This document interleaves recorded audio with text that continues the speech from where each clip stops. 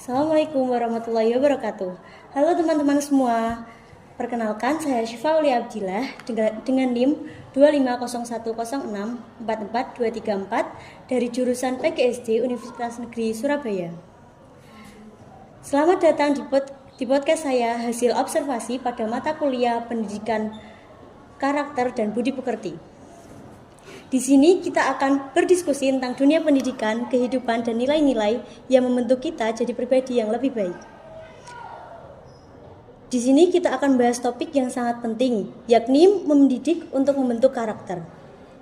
Dan hari ini kita tidak sendiri, sudah hadir bersama kita seorang guru yang luar biasa yang tidak hanya mengajarkan materi, tetapi juga bagaimana cara beliau mendidik dan membina karakter siswa-siswanya.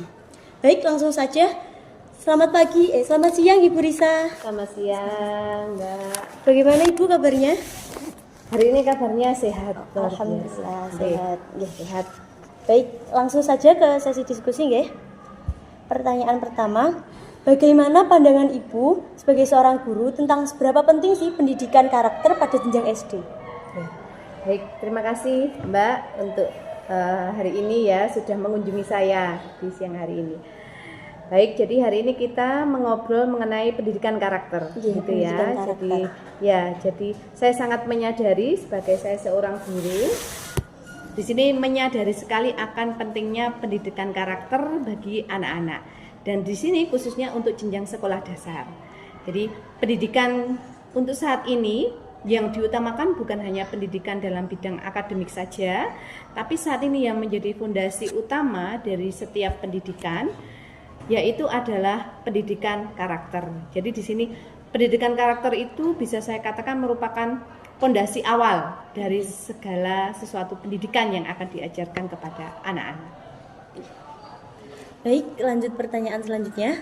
Menurut Ibu, sikap mendasar apa yang perlu ditanamkan kepada peserta didik agar siap menghadapi era sekarang yang semakin bebas begitu Ibu? Betul.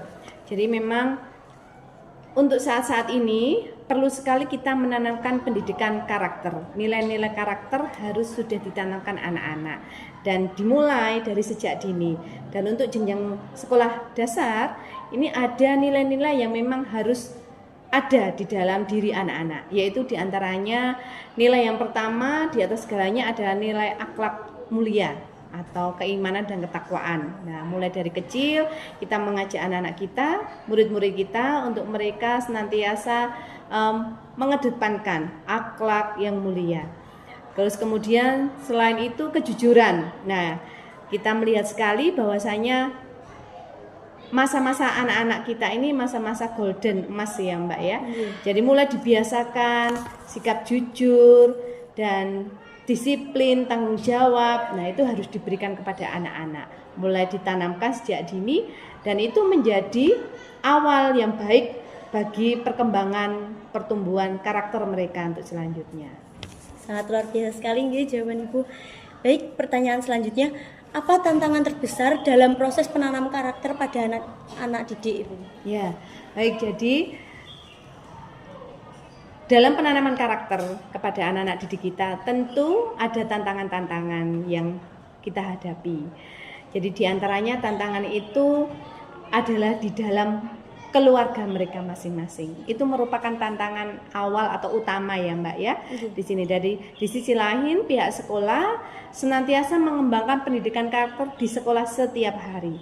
Namun kita kembali melihat bahwasanya pihak sekolah tidak bisa bekerja sendiri ya dalam hal ini. Pihak sekolah membutuhkan partner atau mitra, yaitu adalah peran keluarga. Nah, di sini itu merupakan tantangan yang terbesar. Jadi antara sekolah dan keluarga harus berjalan sefrekuensi. Nah, dalam menanamkan pendidikan karakter. Itu yang menjadi tantangan utama, Mbak, di dalam penanaman karakter. Terkadang kan Ibu ada orang tua yang kayak kurang mendukung begitu penanaman karakter. Nah, itu bagaimana sekolah menyikapinya itu sebagai guru? Baik, jadi memang ya tentu tadi yang sudah di awal dikatakan bahwa antara pihak sekolah dan keluarga harus sinergi membangun hubungan yang sejalan. Jadi ada memang beberapa kasus hal yang demikian yang dikatakan oleh Mbak tadi. Ada beberapa keluarga yang kurang mendukung mungkin ya.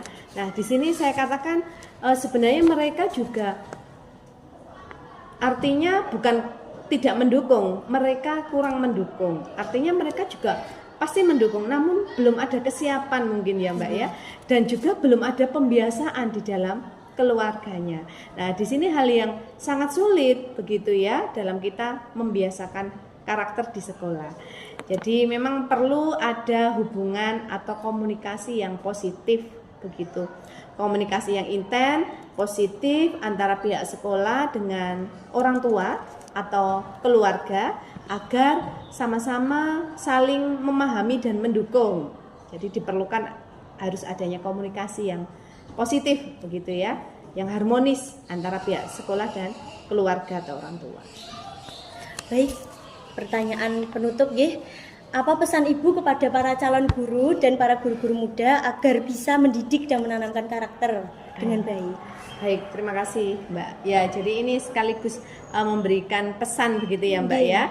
Jadi memang penanaman karakter adalah bagaikan kita menanam biji di atas sawah ya Mbak, atau di atas ladang ya, di tengah ladang. Nah, benih atau bibit ini akan kita semai, kita sebarkan begitu. Nah, tinggal benih dan bibit yang bagaimana yang akan kita semai dan sebar. Ya, maka dari itu kita sebagai guru marilah kita bersama-sama memilih menanam bibit-bibit yang baik dengan nilai-nilai karakter yang baik agar bibit-bibit tersebut bisa tumbuh menjadi tanaman yang subur dan produktif dan berbuah yang baik. Sama dengan kepada anak-anak kita, malah kita menanamkan karakter yang akhlak yang penuh mulia kepada anak-anak kita dengan ketulusan dan keikhlasan. Niscaya nanti buah yang kita dapatkan dan kita hasilkan untuk anak-anak kita akan menghasilkan karakter yang mulia kepada anak didik kita. Sangat luar biasa sekali ya. Terima kasih Ibu atas waktunya.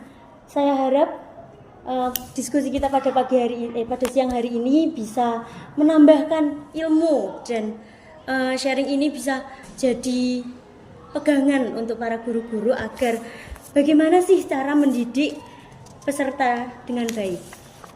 Baik, kesimpulannya pendidikan bukan cuma soal nilai rapot, tetapi juga bagaimana tentang membentuk sikap, kebiasaan, dan nilai moral pada peserta didik.